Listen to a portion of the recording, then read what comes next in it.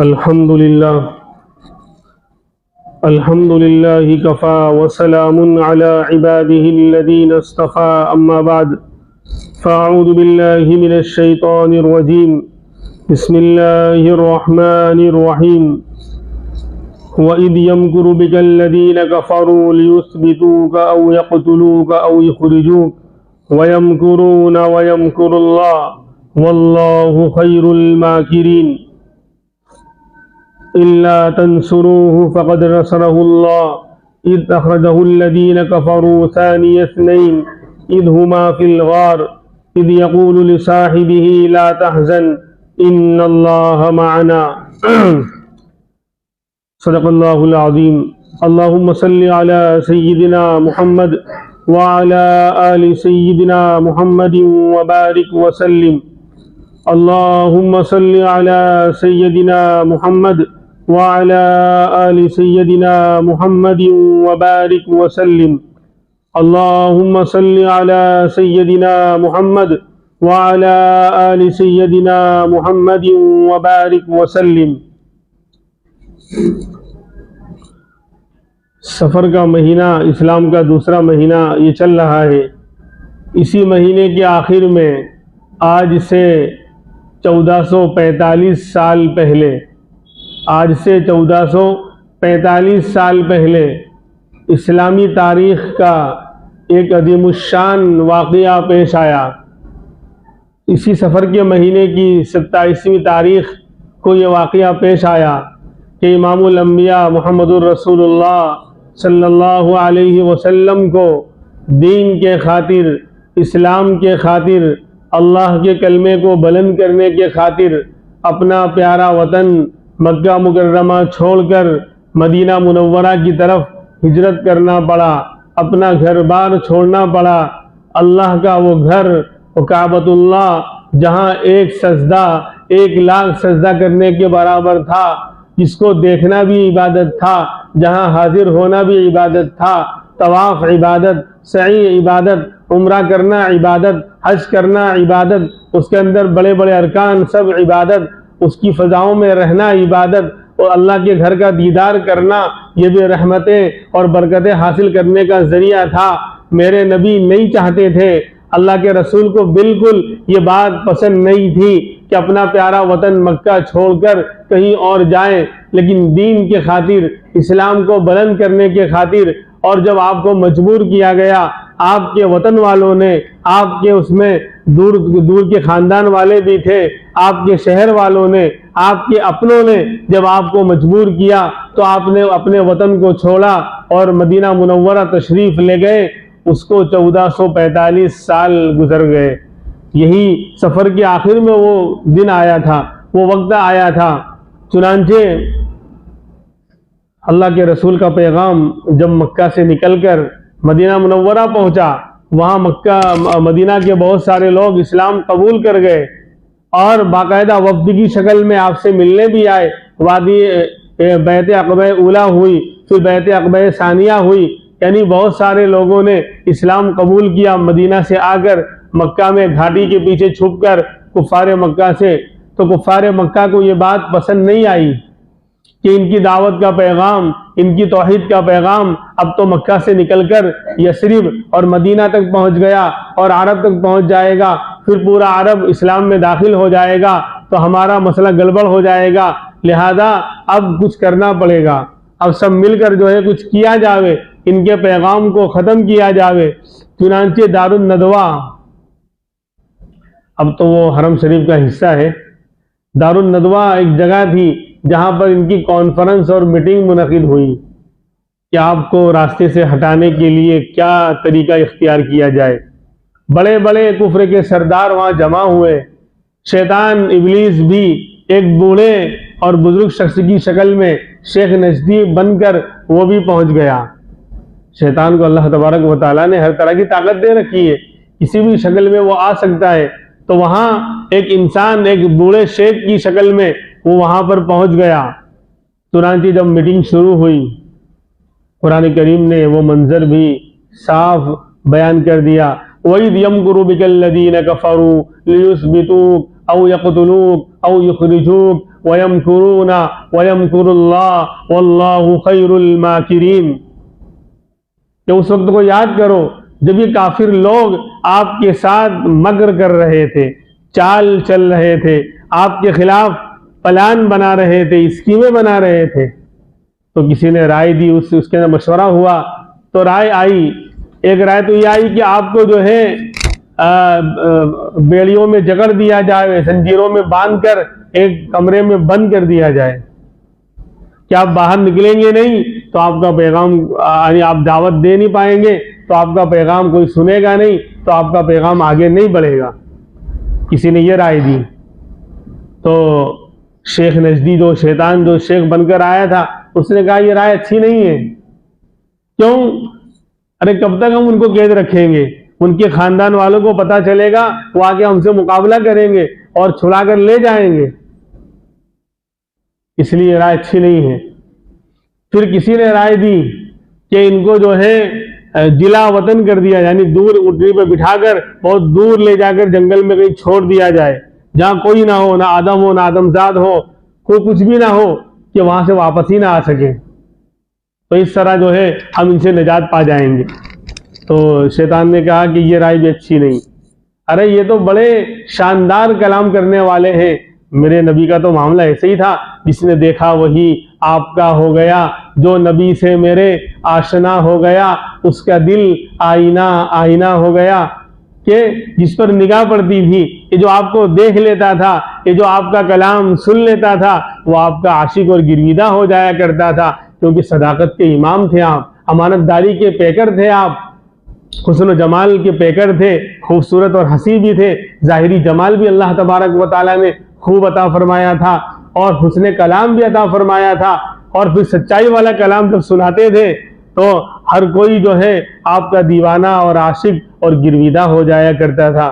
تو شیخ نجدی نے کہا کہ نہیں، اگر ہم کہیں دور ذرا چھوڑ کر بھی آ گئے تو وہاں انہوں نے اپنا پیغام شروع کر دیا، اگر وہاں انہوں نے اپنا پیغام شروع کر دیا تو وہاں کے لوگ اسلام قبول کر لیں گے، تو پھر تو ایک بہت بڑا مجمع لے کر پھر مکہ میں آئیں گے، پھر تو ہم ان کو روک نہیں پائیں گے، اس لیے یہ رائے بھی اچھی نہیں ہے۔ پھر ابو جہل ملعون وہ کھڑا ہوا اور اس نے کہا کہ نہیں، میری سمجھ میں آتا ہے کہ ان کو قتل کر دیا جائے، اور قتل کرنے میں کوئی ایک دو آدمی شامل نہ ہو، بلکہ ہر قبیلے سے ایک ایک جوان مضبوط آدمی کو منتخب کیا جائے، ہر قبیلہ ہر خاندان سے ایک ایک آدمی کو ہم منتخب کر کے پوری ایک جماعت بنائی جائے، پوری ایک جماعت ایک ساتھ ان پر حملہ کرے، سب مل کر ان کو قتل کریں۔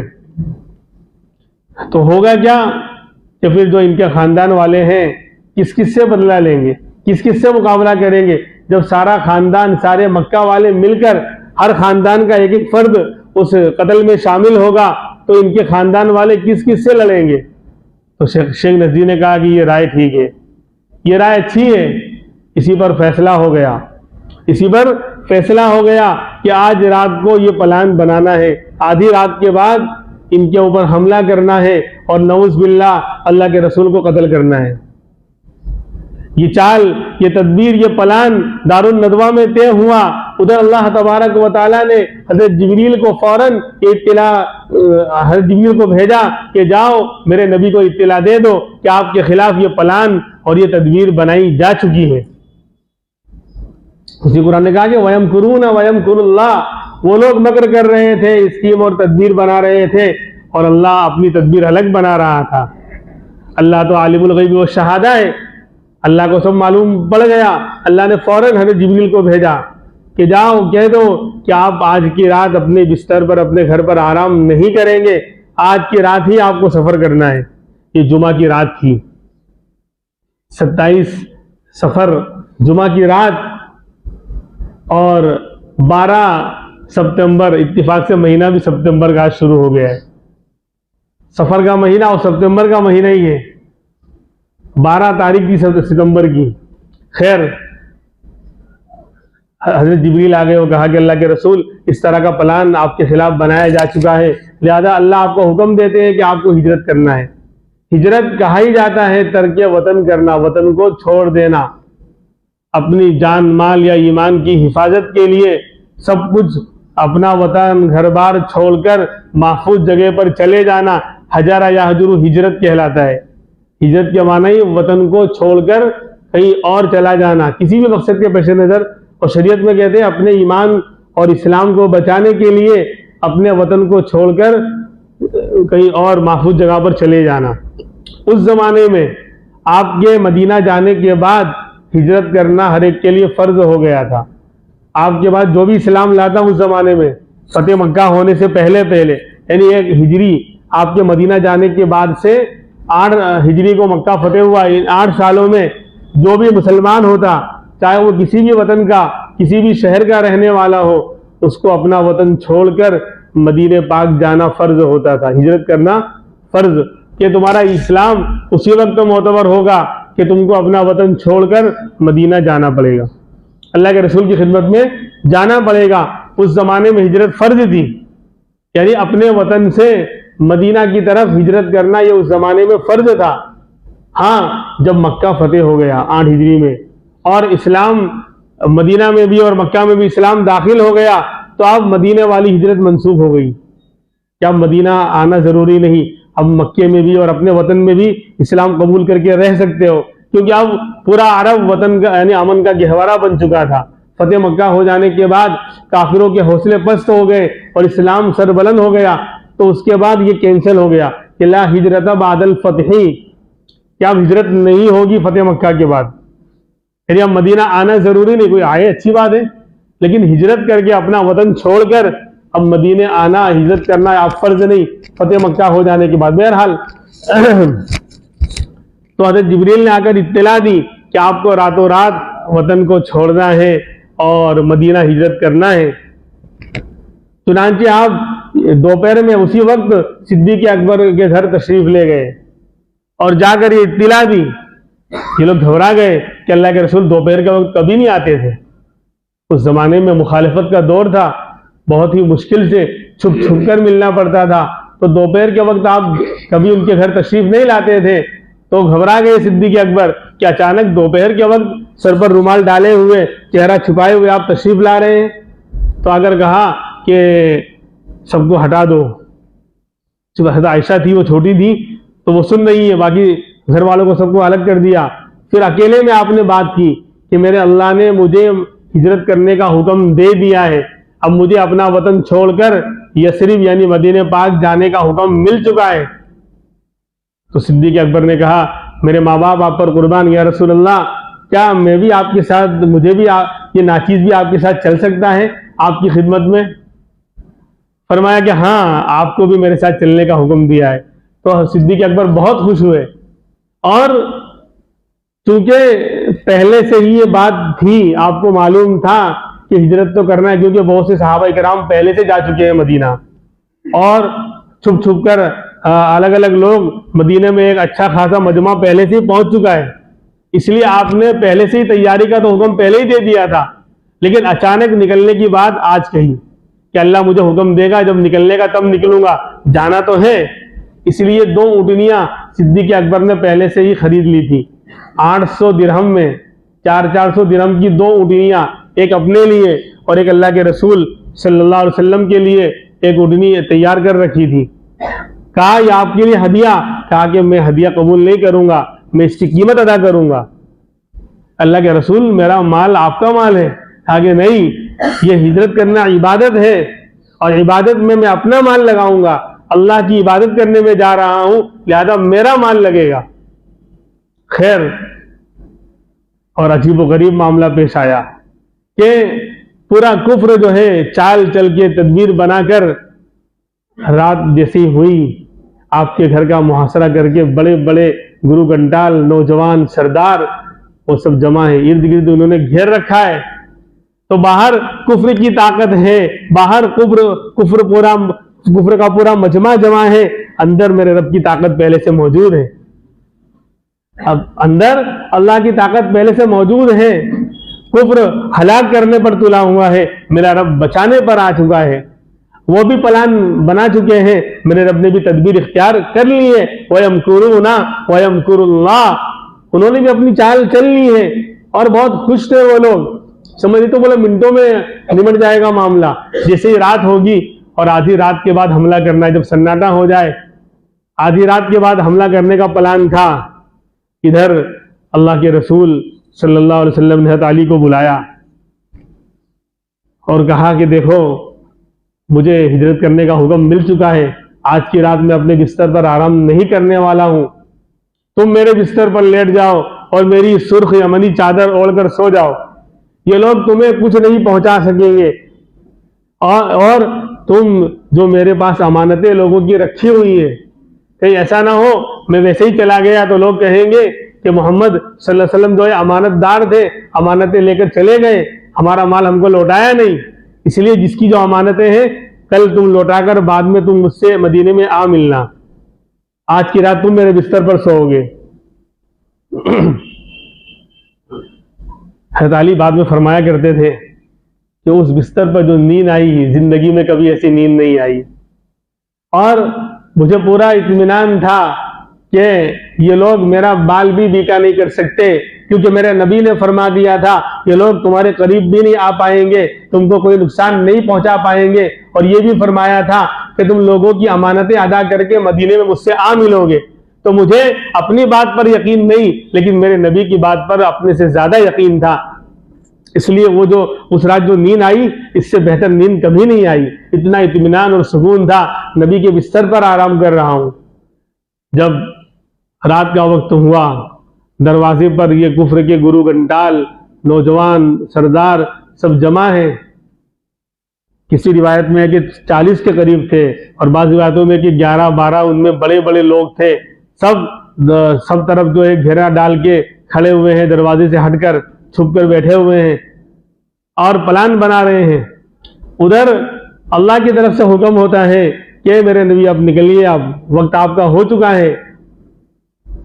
اور اللہ کی طرف سے حکم ہوا کہ سورہ یاسین کی تلاوت کرتے ہوئے ایک مٹھی مٹی لے کر اس پر سورہ یاسین کی کیا وجعلنا من بین ایدیہم سدا ومن خلفہم سدا فاغشیناہم فہم لا یبصرون, یہ پڑھ کر اس مٹی پر دم کر کے ان کی طرف جو چھوڑ دیجئے. اللہ کے رسول نے کہا ہوگا کہ اللہ وہ تو سامنے نہیں ہے, سب طرف بکھرے ہوئے ہیں, سب کی آنکھوں میں یہ مٹی کیسے پہنچے گی. کہا میرے نبی کوشش کرنا آپ کا کام ہے, پہنچانا ہمارا کام ہے, نکلنا آپ کا کام ہے, بچانا ہمارا کام ہے, ان کی آنکھوں کو اندھا کرنا ہمارا کام ہے, آپ کرے تو صحیح.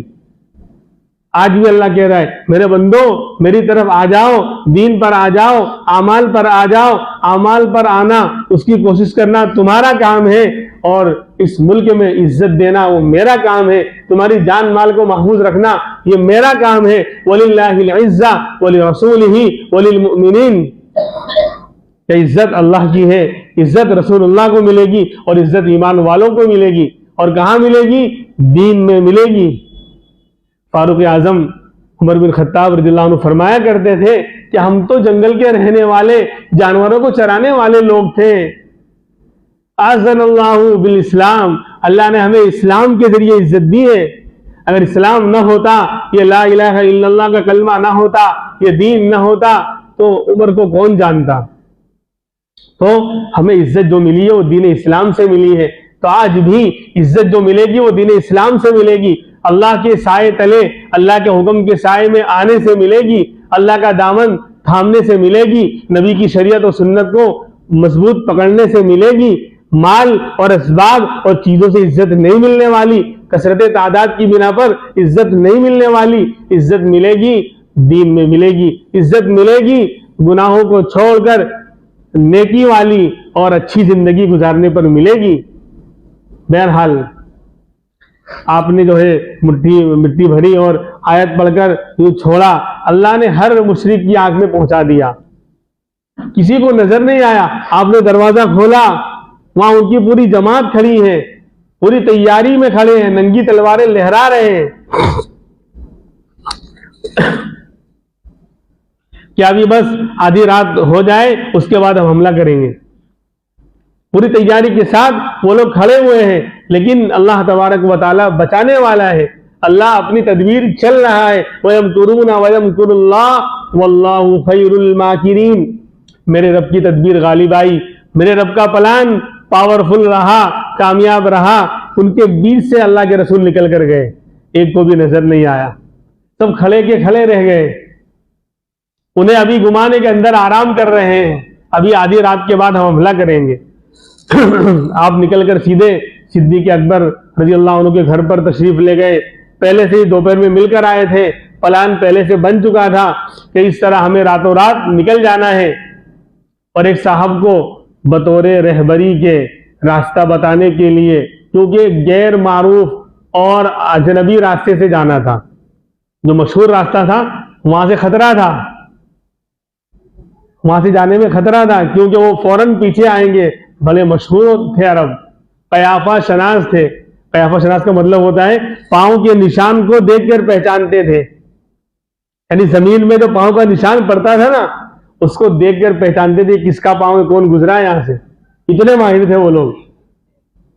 تو اگر عام راستے سے جائیں گے تو فوراً پکڑ میں آ جائیں گے. اس لیے باقاعدہ اللہ کے رسول نے پلان پہلے سے بنا دیا تھا. عبداللہ ابن عریقید ایک غیر مسلم, اس زمانے میں مسلمان نہیں ہوئے تھے, لیکن عرب جو ہے کافر ہونے کے باوجود وہ زبان کے پکے ہوتے تھے.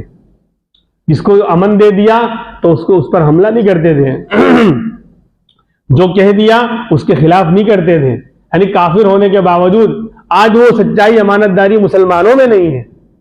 وہ کافر تھے, مشرک تھے, اللہ کے نافرما سب کچھ تھے, لیکن زبان دے دی تو اس کے خلاف نہیں کرتے تھے. امانت دار. اب دیکھو دروازے پہ کھڑے ہیں, کیا گھر میں نہیں گھس سکتے تھے؟ سوچو, دروازے پر کھڑے ہیں اور پوری رات دروازے پر ہی کھڑے رہے. کیوں؟ گھر میں جہاں مستورات رہتی ہیں, عورتیں رہتی ہیں, تو اس طرح وہ ڈائریکٹ گھر میں گھسنے کو عیب سمجھتے تھے. یعنی دیکھو اخلاق کا معیار دوسری چیزوں میں ہم سے بھی آگے تھے, وہ آج کے مسلمانوں سے بھی آگے تھے کہ اخلاق کا ان کا یہ معیار تھا. چاہے وہ کافر ہیں, مشرک ہیں, اللہ کے باغی ہیں, لیکن ڈائریکٹ اس طرح جہاں عورتیں ہوں اس طرح ڈائریکٹ گھر میں نہیں گھستے تھے. وہ تو پوری رات کھڑے رہے. ان کو یہ گمان تھا کہ آدھی رات کے بعد آپ تہجد کے لیے اٹھیں گے یا باہر آئیں گے تو اس وقت جو ہے ہم حملہ کریں گے. تو آپ جو ہے نکل گئے. اور عبداللہ ابن عریقید جو بعد میں انہوں نے اسلام قبول کیا, اس وقت جو ہے نان مسلم تھے اور وہ راستے کے ماہر تھے. تو ان سے طے ہوا کہ غیر معروف اور اجنبی راستے سے چلنا ہے. تو کنڈیشن یہ ہے کہ مکہ سے مدینہ جو ہے وہ شمال کی طرف پڑتا ہے, نارتھ میں پڑتا ہے. بات سمجھ آ رہی ہے؟ اسی لیے مدینے والے کا قبلہ ساؤتھ میں ہے. جنوب جو مکہ ادھر رہے گا اور مدینہ ادھر ہے شمال کی طرف, تو مدینہ والے نماز کدھر پڑھیں گے؟ جنوب کی طرف پڑھیں گے. ان کا قبلہ جنوب اور ساؤتھ میں پڑتا ہے, کیونکہ مکہ ان سے ساؤتھ میں ہے اور مدینہ ان سے شمال نارتھ میں ہے. تو جانا ادھر تھا لیکن نکلے ادھر. 4-5 میل کے فاصلے پر غار ثور, جو بہت بڑا, بہت اونچائی پر, یعنی ابھی دیکھنے میں ڈر لگتا ہے. ابھی بھی ہم جو ہے رمضان سے پہلے وہاں شعبان میں کھڑے تھے تو وہ حال دیکھ رہے تھے. اتنی اونچائی پر, کتنے اوپر چڑھنے کے بعد پھر جا کر وہ غار ہے کہ دیکھ کر ڈر لگتا ہے. کئی گھنٹے لگ جاتے ہیں چڑھنے میں اوپر. تو اس غار میں کیسے تشریف لے گئے ہوں گے اس زمانے میں؟ اب تو بائی روڈ وہاں تک گئے تھے قریب تک, پھر وہاں چڑھنا ہے. اس زمانے میں وہ سب بھی پہاڑی رہی ہوگی کیونکہ وہ سب مکانات اونچائی پہ بنے ہوئے ہیں. پھر راستے بھی اچھے نہیں رہے ہوں گے کیونکہ وہ راستہ نہیں تھا, وہ تو سب جنگل اور پتھریلا علاقہ تھا. تو یمن کی طرف, یمن کا علاقہ اس طرف پڑتا ہے, تو یمن کی طرف جنوب کی طرف نکلے اور 5 میل کے فاصلے پر وہ غار تھا. اس غار تک پہنچے تو صدیق اکبر رضی اللہ عنہ پر اللہ ان کو جزائے خیر عطا فرمائے, امت کی طرف سے بہترین بدلہ عطا فرمائے. ہر موقع پر واقعی ہمدردی اور جانثاری کا جو ثبوت دیا ہے اس کی مثال نہیں ملتی. رفیق سفر, یار غار, یار با وفا, یار با صفا, یار ہمدم, اور ہمدم دو رفیق. اسی لیے تو کہا کہ امتیازی شان ہوگی خلد میں صدیق کی, امتیازی شان ہوگی خلد میں صدیق کی, سب کھلیں گے در رفیق معتبر کے واسطے. جنت کے سارے دروازے صدیق اکبر کے لیے کل آواز آئے گی, 8 دروازے جنت کے کھل جائیں گے یہ مرحبا مرحبا یا صدیق، مرحبا یا صدیق، آؤ ہماری طرف سے آؤ، ہماری طرف سے آؤ۔ مومن جنت میں جانے پر وہ فخر کرے گا میں جنت میں آ گیا، صدیق اکبر کو جنت کے دروازے بلانے پر فخر کریں گے کہ ہماری طرف سے آ جائیں، ہماری طرف سے آ جائیں۔ تو آپ جو ہے پنجے کے بل چل رہے تھے، کیونکہ ابھی میں نے بتایا کہ وہ لوگ پنجوں کو یعنی پورے پاؤں کے نشان کو پہچاننے والے ہوتے تھے، تو آپ خالی صرف پنجا اٹھا کے چل رہے تھے، تو پتھریلا علاقہ ہے، اللہ کے رسول کے پاؤں چھلنے لگے۔ صدیق اکبر نے دیکھا کہ آپ پریشان ہو رہے ہیں، فوراً اپنے کندھے پر بٹھایا، اپنے کندھے پر سوار کیا۔ وہاں اکیلے یوں چلنا مشکل ہے، پھر اللہ کے رسول کو کندھے پر بٹھا کر پھر چڑھنا پہاڑی پر، پھر غار میں اترنا، یہ بہت بڑے جگر گردے کا کام ہے۔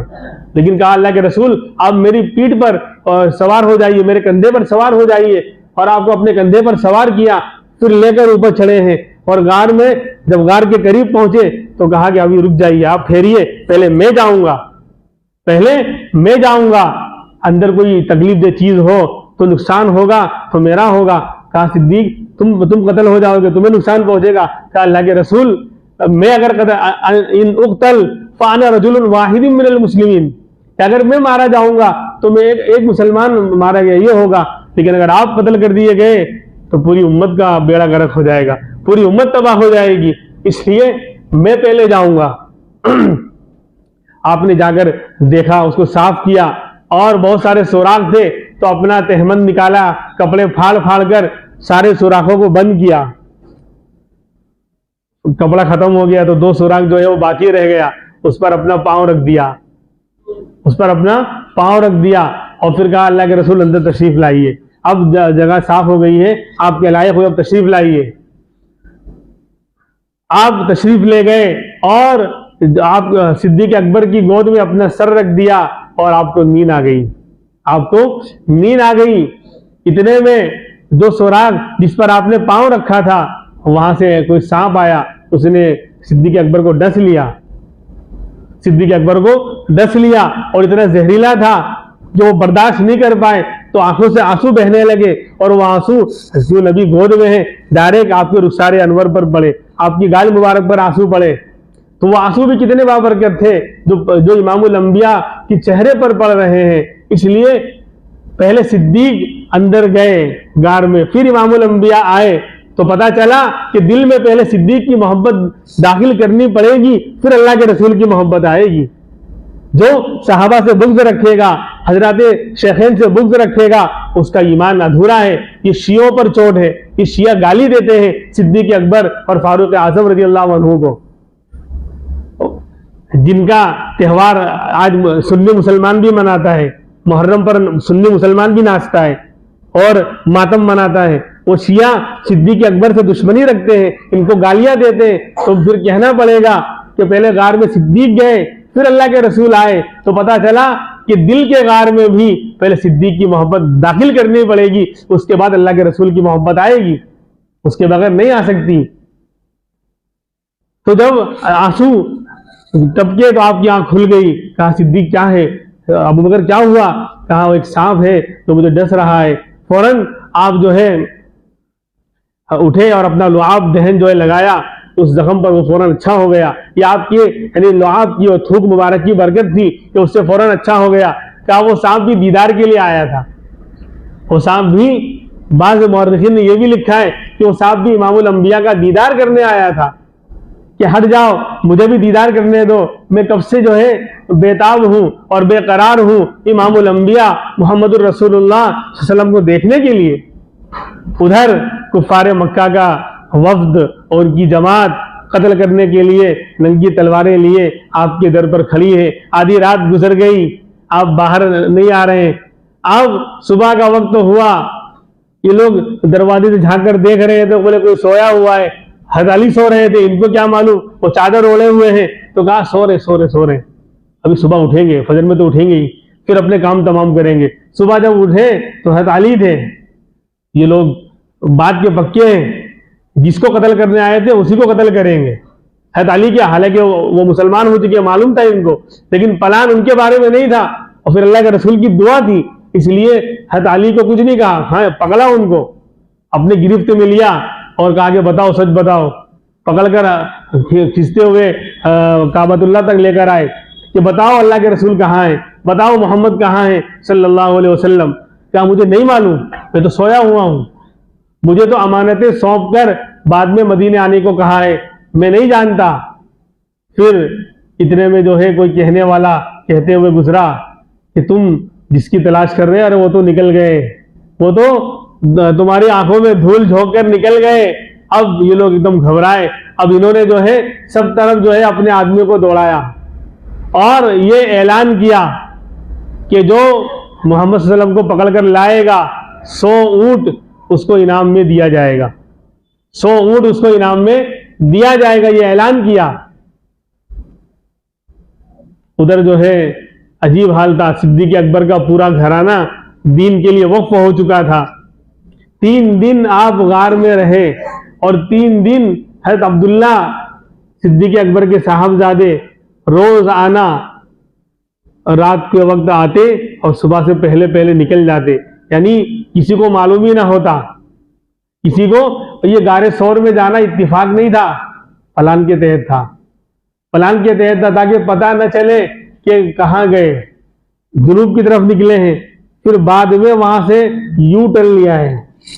آگے جا کر وہاں سے پھر یہ مغرب کی طرف سے گھومتے ہوئے شمال کی طرف جو مدینہ ہے اس راستے کو، یعنی غیر معروف راستے کو پکڑا ہے، جو راستہ مشہور نہیں تھا. ساحل اور سمندر کے کنارے کنارے کا راستہ جو پکڑا ہے، یو ٹرن لے کر پھر یوں گھوم کر آئے ہیں واپس ادھر. ورنہ جانا تھا ڈائریکٹ یوں نکل جاتے، لیکن نہیں، یوں گئے پھر یو ٹرن لے کر ادھر آئے ہیں. تو یہ اسی لیے تھا تاکہ پتہ نہ چلے. بہرحال عبداللہ ابن عریقید وہ بڑے ماہر تھے، راستے کے جانکار تھے. تو وہ اس طریقے سے انہوں نے جو ہے پھر یمن کا جو راستہ تھا غار ثور آگے، ادھر سے گھوم کر ساحل سمندر سے کنارے کنارے اور غیر معروف راستوں سے لے کر آپ کو روانہ ہوئے. اور صدیق اکبر آپ کے پیچھے ردیف ہو گئے اور آپ آگے بیٹھے تھے کیونکہ آپ کی صحت اچھی تھی. بال جو اکثر کالے تھے، بلکہ سفیدی نام کی بھی نہیں تھی. 17 یا 18 یا 20 بال داڑھی اور سر کے ملا کر سفید ہوئے تھے، اتنی عمر ہونے کے باوجود. اور صدیق اکبر جو ہے وہ زیادہ بولے لگتے تھے، حالانکہ آپ سے چھوٹے تھے، 2-2.5 سال آپ سے چھوٹے ہیں، لیکن وہ زیادہ بولے لگتے تھے. تو کوئی بھی راستے میں آتا تو آپ آگے بیٹھے، صدیق اکبر پیچھے بیٹھے، تو پوچھتے بھائی کہاں جائیے، کون ہے؟ کہا رجل یہدینی الی السبیل، کہ بولے یہ تو ہمارے رہبر ہیں، ہم کو راستہ بتلاتے ہیں. یعنی یہ عام لفظ بولتے اور مراد یہ ہوتی کہ یہ دین کے ہمارے رہبر ہیں، یہ دین کا راستہ ہم کو بتانے والے ہیں. تو وہ کیا سمجھتا کہ اصل جو بیٹھے وہ پیچھے والے ہیں، وہ تھوڑا بزرگ لگ رہے ہیں، اور اللہ کے رسول آگے بیٹھے ہیں. تو ہر کوئی یہ سمجھتا کہ یہ ان کے بارے میں کہ یہ تو کوئی راستہ بتانے والا آگے بیٹھا ہوا ہے. تو اس طرح لوگوں کو پتہ نہیں چلتا کہ آپ جو ہے اللہ کے رسول آگے ہیں اور صدیق اکبر پیچھے بیٹھے ہوئے ہیں. صدیق اکبر کا پورا گھرانہ جو ہے لگ گیا. حضرت عبداللہ جو ہے راتوں کو آتے اور جو پلان انہوں نے بنایا ہے، اس نے مکہ والوں نے کیا میٹنگیں ہو رہی ہیں، کیا پلان بن رہا ہے، اس کی خبر دے کر چلے جاتے. صبح ہونے سے پہلے پہنچ جاتے مکہ، پتہ ہی نہیں چلتا کہ رات کہاں تھے وہ. اور ان کے غلام، صدیق اکبر کے غلام تھے عامر بن فہیرہ رضی اللہ عنہ، وہ بکریاں چرانے کے لیے ادھر ہی لے جاتے. تو وہ جو آنے جانے کا جو نشان پڑتا اس پر بکریاں چرا کر لے جاتے، تو وہ نشان بھی مٹ جاتا. تو وہ پاؤں کا نشان بھی کفار پہچان نہ سکے. تو بکریاں چرانے کے لیے وہاں لے جاتے، پھر غار تک لے جاتے اور اس کا دودھ آپ اور صدیق اکبر نوش فرماتے. پھر وہ بھی راتوں رات جو ہے واپس ہو جاتے.